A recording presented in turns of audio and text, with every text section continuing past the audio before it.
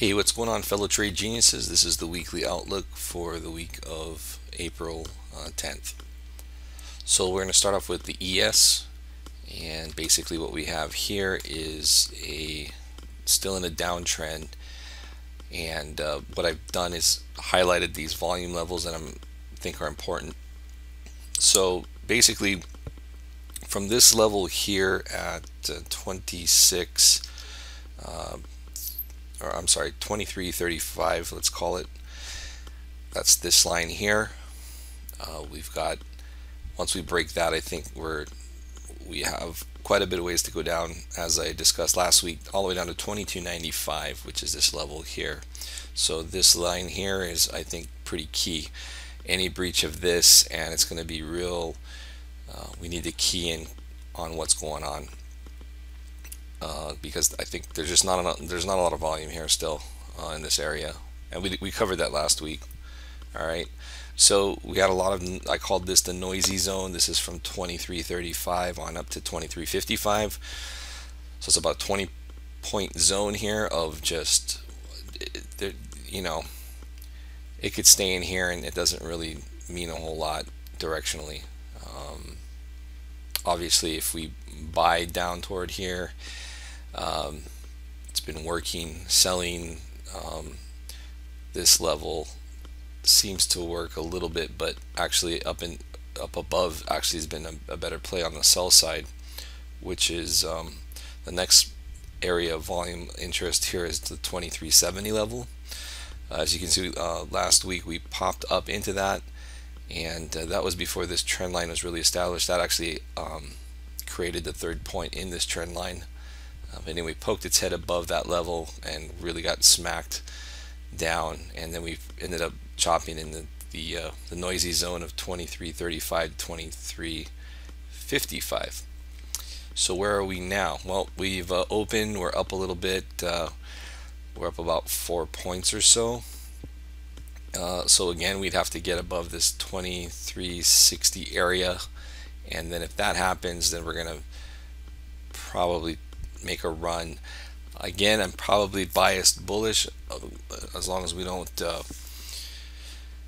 get into war with North Korea over the next couple of days, and if things stand pat and geopolitical issues aren't, it's real tenuous right now because we've got so many things in play. So it's almost like you're better off just day trading than trying to hold a position. Or if you are going to be holding a longer term directional bet, I would lean on being short, like puts, but it could go up the next couple of days.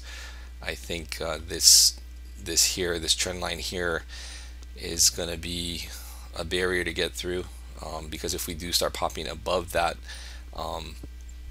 what I think that's going to do is just basically signal all-time high test again.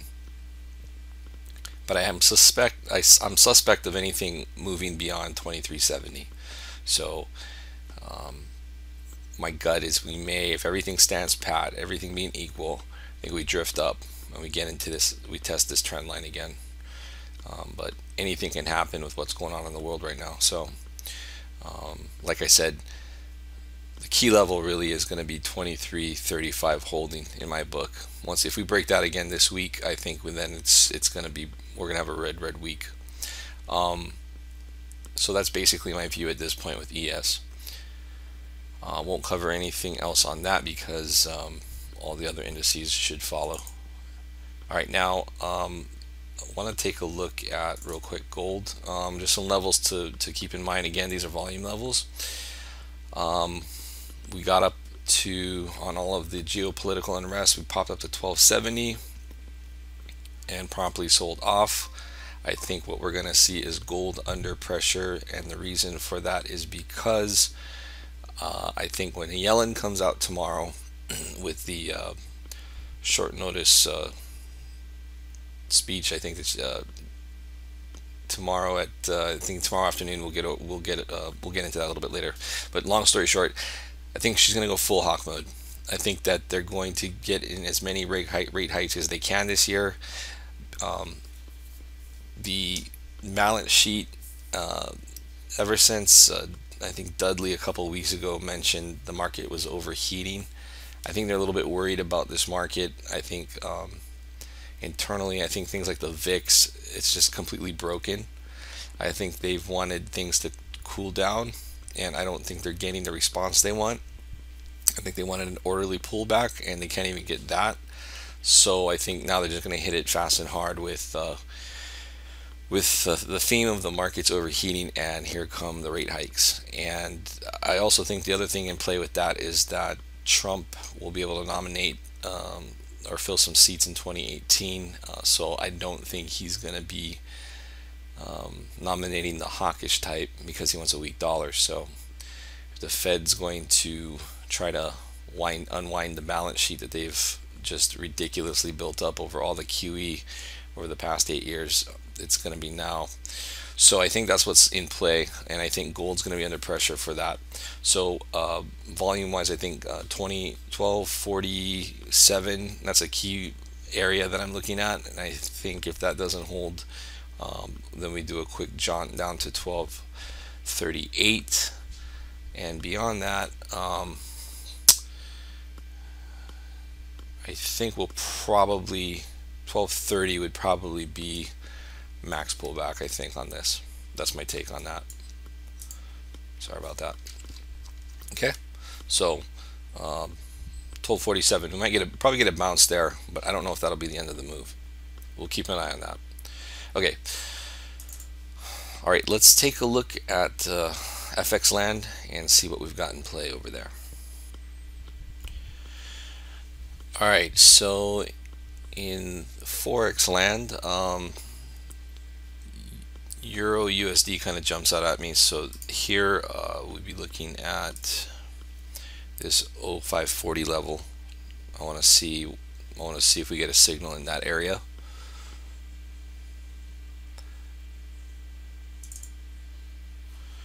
And longer term on that, let's take a look at the support and resistance in there.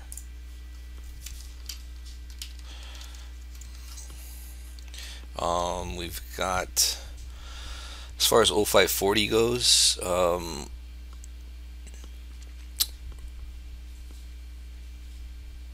let's go into like this here, zoom in a little bit. All right, 0540.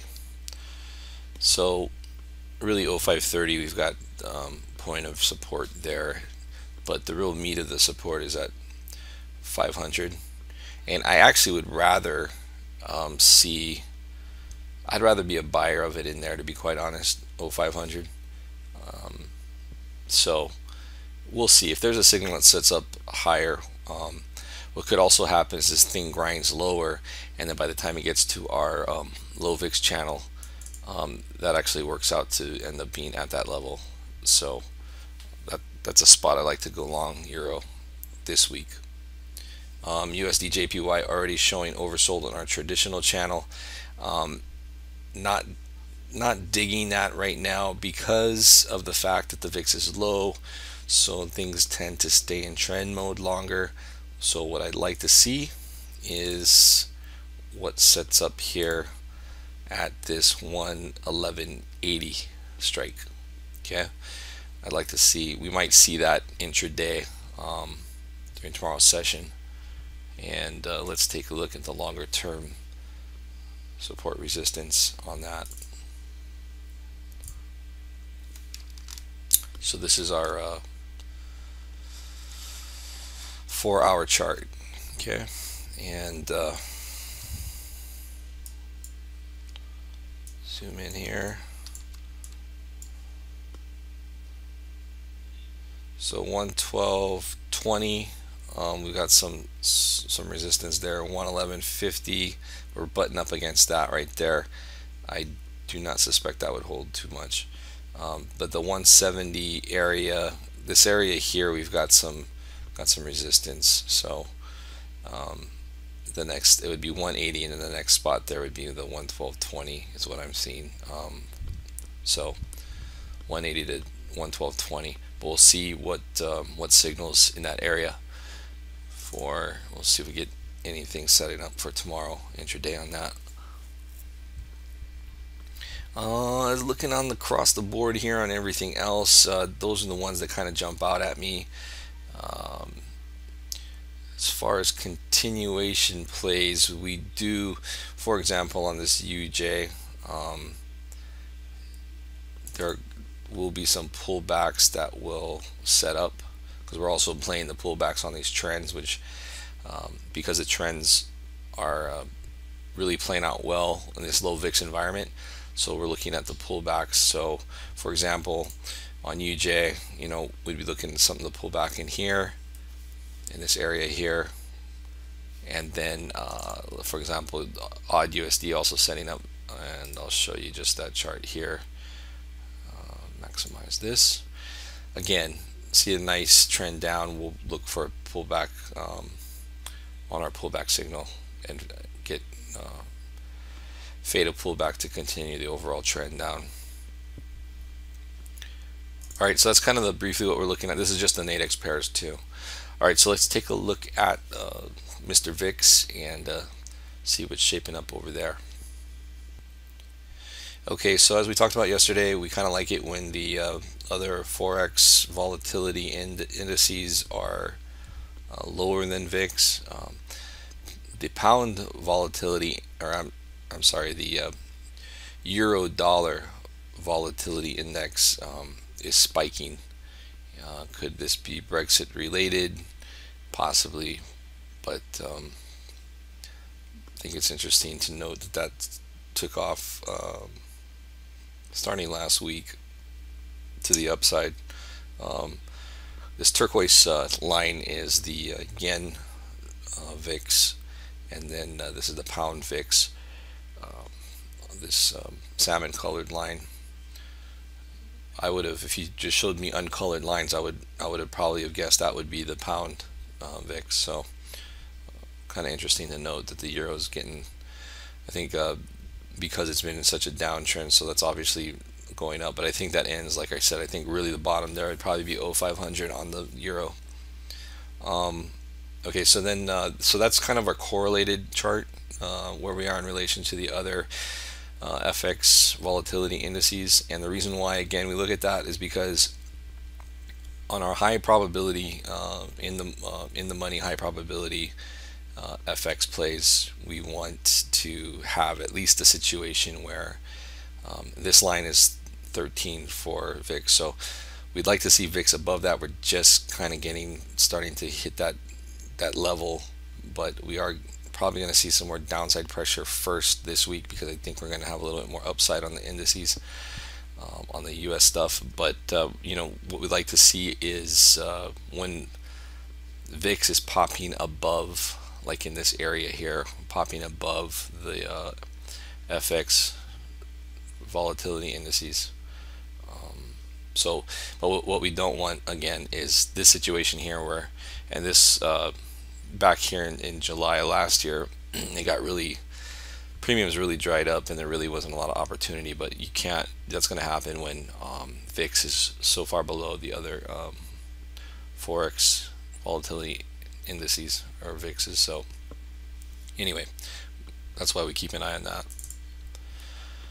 As far as the main VIX and our Magic 13, we did start poking above that this week. I thought on Friday, interesting, because we had kind of an unusual behavior in the VIX.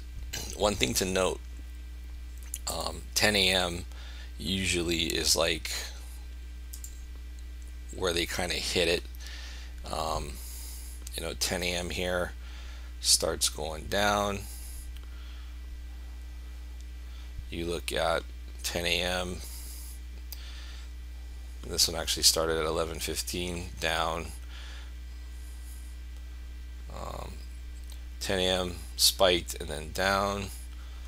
So it's kind of becoming like this thing, this 10 a.m. thing. Here was about, that day was about 12 noon, and then it hit it. So it's just not getting, I mean, it's hard to find a day where it just grinds higher.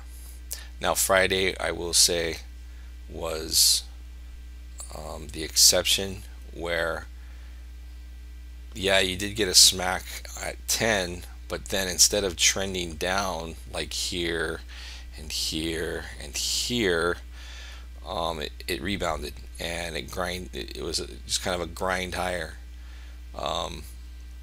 with the market. Then it kind of gapped. I don't know if we're missing data there, but jumped back down. But anyway, there was a definitely a different tone to it on Friday, I would say. So I don't know if that's we'll see. We'll see if that's a thing. Not sure, but this without this continual smashing of the VIX, market isn't really going to go anywhere, or it's just going to grind slightly higher. But it's like they just don't want it to move, and everything's just funneling into to large caps, Apple's and the FANG stocks, as a direct result of this manipulation on the VIX. So I guarantee you one thing though, it won't end well. So anyway, kind of the same story that we've been seeing and talking about over the last few weeks, but like I said, we do have a rise in the VIX since Wednesday. We'll see if this trend line continues here. So that would be